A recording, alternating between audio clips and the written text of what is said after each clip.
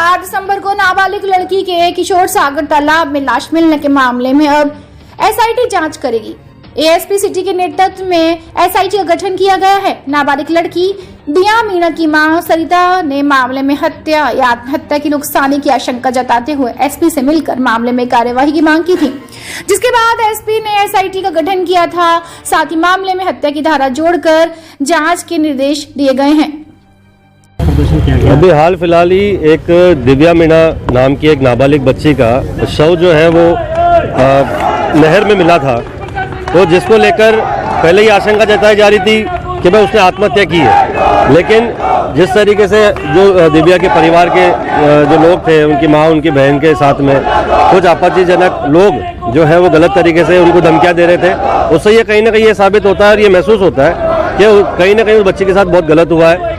और इस वजह से आज हमने एसपी साहब के पास में संयुक्त रूप से हम लोगों ने ज्ञापन दिया और एसपी साहब ने हमें आश्वस्त भी करवाया है कि जल्द से जल्द इसकी पूरी जांच की जाएगी। जो भी दोषी अगर इसके अंदर कोई है तो उनके प्रति कार्रवाई की जाएगी। 302 और धारा 3 की जो कार्रवाई की जाएगी। और हमें पूर्ण विश्वास है, आज पुलिस प्रशासन को हमें विश्वास है, हमारे एसपी साहब बहुत ही सक्रिय हैं और जल्द से जल्द इसके ऊपर कार्रवाई होगी। और अगर कार्रवाई नहीं होती है तो हमारा समाज पूरा एकत्रित है। बेशक अगर जो भी है 7-8 दिन के अंदर अगर हमें इसका रिजल्ट नहीं मिलता है तो बेशक हम लोग एक बड़ा धरना प्रदर्शन करने का हमारा क्या कहना है? किस तरह की घटना थी, किस तरह से क्या हुआ? परिजनों का कहना यह है कि बच्ची जो है वो घर से निकली थी, पर वो उस कोचिंग संस्थान के लिए निकली थी, पर वो कोचिंग पहुंच नहीं पाई। कुछ लोग जो थे, कुछ लोगों ने उसको पूरे शहर में कहीं पे घुमाते रहे, उसको गुमराह किया या उसको किस तरीके से प्रताड़ना दी। अब पता पड़ता है कि उसके बाद अचानक परिजनों को उसकी लाश के बारे में खबर मिलती है, तो कहीं ना कहीं ये लगता है बेशक कि उस बच्ची के साथ कुछ ना कुछ बहुत गलत हुआ है। क्योंकि 15 साल की बच्ची थी, ना समझ थी, वो एक स्टूडेंट थी। और हम ये मान के चलते हैं कि अगर ये चीज़ अगर है तो बेशक कहीं ना कहीं बहुत संगीन है। कोटा में 4 दिसंबर को किशोर सागर तालाब में एक लड़की की लाश मिली थी। दूसरे दिन उसकी पहचान दिया मीणा के रूप में हुई थी, जो कि 10वीं कक्षा की छात्रा थी। दिया की मां सरिता ने बताया कि 4 दिसंबर को वे कोचिंग के लिए गई थी। शाम को 5:30 बजे करीब उससे बात हुई थी, जब उसने घर पहुंचने की बात कही थी, लेकिन वह घर नहीं पहुंची। घर वाले उसकी तलाश में जुटे रहे, लेकिन उसका पता नहीं लगा।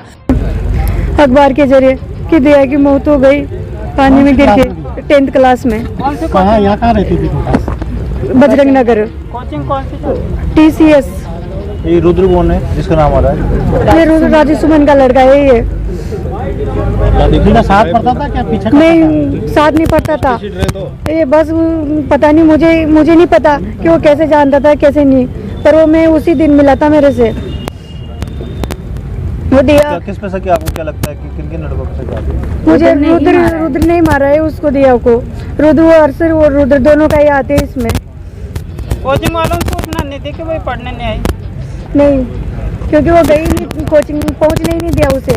जब वो कोचिंग पहुंची थी 5:30 बजे तो उसने कॉल कर दिया था कि मम्मी मैं घर पे आ रही हूँ, लेकिन वो घर पे नहीं आई। किस तरह से परेशान कर रहे थे दोनों लड़के? किस तरह से दम क्या दे रहा था ये रुद्र अर्श को और दिया को कि तू जहाँ भी होने यहाँ आ जा, नहीं तो जान से मार दूंगा। आपको क्या सूचना लगी थी बाद में? कब ये जब मामला हुआ? मुझे अगले दिन पेपर के द्वारा पता चला कि रात भर ये रुद्र मुझे ना दिया को ढूंढने के बाद मेरे 8 बजे के बाद मेरे साथ ही था पूरी रात ही।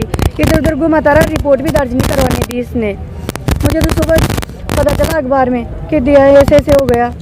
और दूसरे दिन उसकी मौत की जानकारी मिली। मां सरिता मीणा ने कहा कि उन्हें रुद्र और एक अन्य युवक पर हत्या कर लाश तालाब में फेंकने या आत्महत्या की नुकसाने का शक है। एसपी से मिलकर भी बात बताई थी। एसपी शरद चौधरी ने बताया कि इस मामले में लड़की की मां ने गहनता से जांच की मांग की थी, चूंकि मामला नाबालिग लड़की से जुड़ा है और घर वालों को शक है, इसलिए एसआईटी का गठन किया गया है। जिन पर शक जताया जा रहा है उनसे पूछताछ की जाएगी और मामले में जो भी तथ्य सामने आएंगे उसके अनुसार कार्यवाही की जाएगी।